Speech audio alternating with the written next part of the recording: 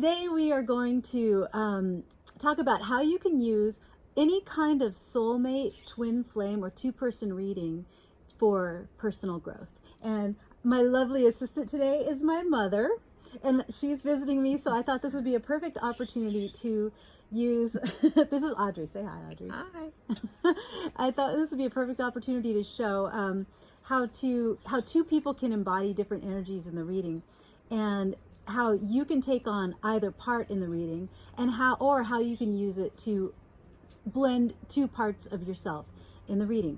And what better co-creator for this process than The creator. my mother, because mother-daughter relationships are unapologetically contentious at times. Never is it the daughter's fault, however. And you have anything to say about that? I would not even suggest it. Not even suggest it. See, she knows better. But she is I'm a fiery Mexican, and she's a fiery Austrian. So between the two of us, there's a whole lot of stubbornness going on at times. Lots of fire, lots of fire. Okay, so what we're going to do is we're going to do some, what would be similar to a love reading, and assign some energies to each side. Everybody in the world contains every kind of energy that can ever be presented in any kind of tarot card reading, because we're human. We all contain human parts, human inclinations, habits, these kind of things. So you can always find yourself in a reading. You can always find yourself in any person in the reading. So today we're going to each take on a character that appears, that is divine for us in the LP deck, in the She Who deck, and we'll work with that. Oh, there's your card. It shot right at you. All right, so hold this up. Audrey is She Who Doubts. Fear. Let me see it. Fear, wariness, trust. She Who Doubts. Okay. The situation. So these are going to be the dynamics of the situation. And I am She Who Thrives. She Who Good. Thrives. That means no checks for you. Flourish, prosper, blossom. Okay, so She Who Doubts and She Who Thrives. We'll just, you can put this down for a second, and we're going to get, these are how we each feel in our bodies, each in ourselves. She Who Doubts and She Who Thrives. So then how we both behave in these dynamics, you are discovery. This is her nature is discovery, with this inner feeling of doubt. And I am focus. The action I take is to focus. These are the male aspects of the personality. Okay, so we have, hold up your cards one more time. So I'm She Who how I approach things in the world, how I move forward and achieve is through focus. And how I feel is that I'm thriving, flourishing, prospering, blossoming. How she's moving forward in the world is to discover, probably like some kind of childlike curiosity, whereas this is focus. This seems pretty intense compared to discovery, which I think it's more of a general friendly energy. This is more of an open person who wants to know more, but inside, maybe because She Who Doubts, she's wary, but she wants to know more. Maybe she's wary because she's so curious. She wants to go out in the world and learn things, but because she sees so many things, she understands that how vulnerable she can be in some situations. So she's kind of like I would consider her more of the generally more of the feminine energy in this situation, whereas I would be more of the, into it, focused, I'm thriving, I'm, masculine, forward, moving, a little bit more determined kind of energy. So you can go ahead and put your cards down. So what we're going to do is find out between these two people. And because this is a reading, and because I know I use my boobs for because this is a reading, this is basically a love reading, a partnership reading, or a two-person reading, like we're doing it for mother and daughter. You can apply this to any relationship in your life, a friendship, a family or love relationship, and take these two energies today and apply them in your life. Think, who am I sharing this kind of relationship with? And the cards are going to talk to us about how we can heal these kind of relationships and work with them, work with this relationship productively. So what bugs Enid is the name of this character. So what bugs Enid about Orchid? I'm going to get 3 cards and I'll show you. What is the challenge that Enid has with Orchid?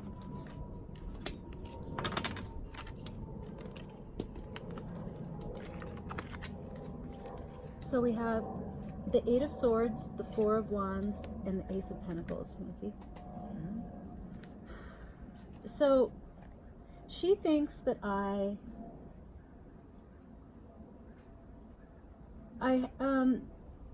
get too caught up in my own thoughts.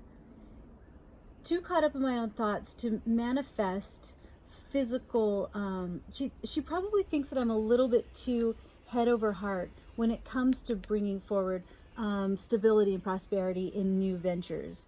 She perhaps she would, we don't know yet, but perhaps how she sees it as you go with your gut, and she's thinking that I maybe spend a little bit too much time in my thoughts. 8 of Swords is being trapped in your thoughts, not seeing what's around you because you're all up in your mind thinking as regards this new starts and things, new practical ventures, like the initiation of projects or seeking money or something like that. That, you know, what we want is a happiness and abundance, a stability of in the pursuit of this passion, a coming together, and a coming together of practical things, but that it's a little, the point of view is too rigid. And that if only I would open my eyes and see, then, you know, things would go better for me. So what challenge I have with her, being this focused thriver that I am. Let's hope. Yeah. Page of Swords, 6 of Cups, and the High Priestess. I think that she is, she spends too much time seeking information, living in the past, and in her airy-fairy attitudes, in her intuitions. She spends too much time following her gut and just remembering good times. Oh, maybe indecisive because, you know, the Page of Swords is kind of like the spy, or seeking new information, or looking for a new truth, or holding a truth with knowledge of the past, which can be a little confusing because you're not sure how the future will apply to knowledge of the past. And since she's the one who's discovering and she doubts, this is probably, you know, always looking for that new piece of information, always living in the past, always, you know, remembering the good times, and, you know, just kind of feeling her way through life. And for a focused thriver, that makes me crazy because I just want her to do something already, you know. So what brings these two? What is the shared energy? What is the shared energy that these two try to cooperate, or can cooperate with? I probably should have started with that, but what works for these two together? I'll get 1 card and see if that gives us something. The Queen of Swords, they talk. They talk and they share information and they share knowledge together. Oh, let's get another one. They help each other through challenges, through hard times, through changes. Death is death and rebirth. Ooh. So they help each other by talking and sharing information, thoughts, ideas. Okay, so that's what they do. But they have these conflicts, right? They bug each other. So what does she want to say to me? She would like to say, well, A lot. Okay, she has a lot to say. A lot to say. She wants to say, stop being so addicted to achieving this level of success where you can exchange things with other people. She thinks I'm addicted to that stuff. There's too much ego involved in the pursuit of the pentacles.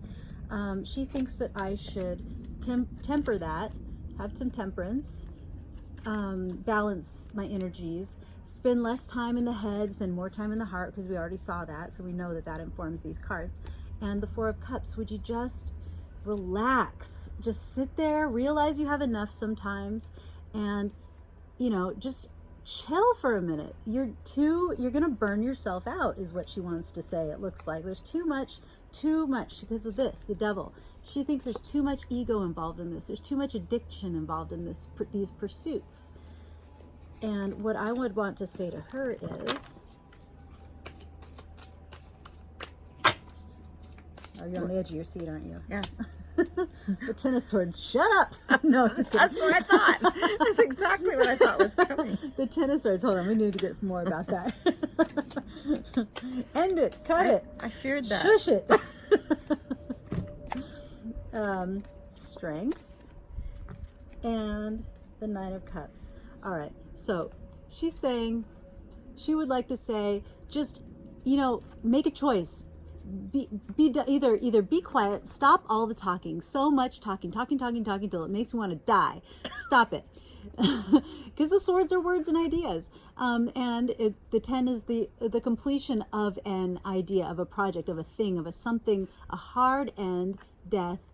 But I like this card too because it shows the swords aren't actually in him. The swords are hovering. It's like, yeah, there's been an ending, but this is also representing the new beginning in this card. It's not really hurt him. It's moving him into the next phase.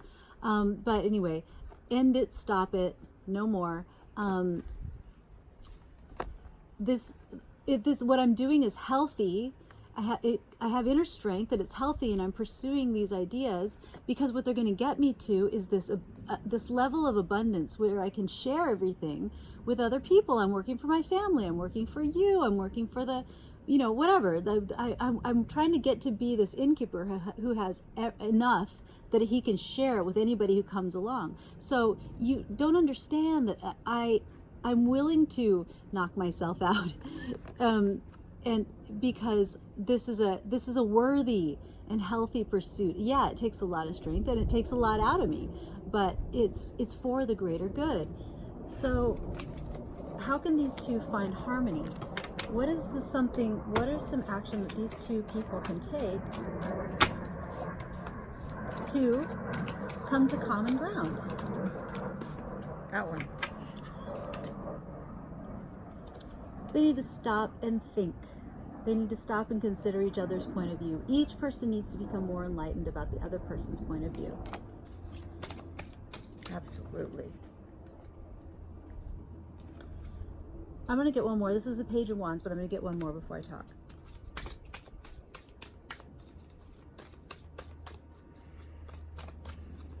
I think I have an idea what that is, but I want one more clarifier after that talk. And the Knight of Swords.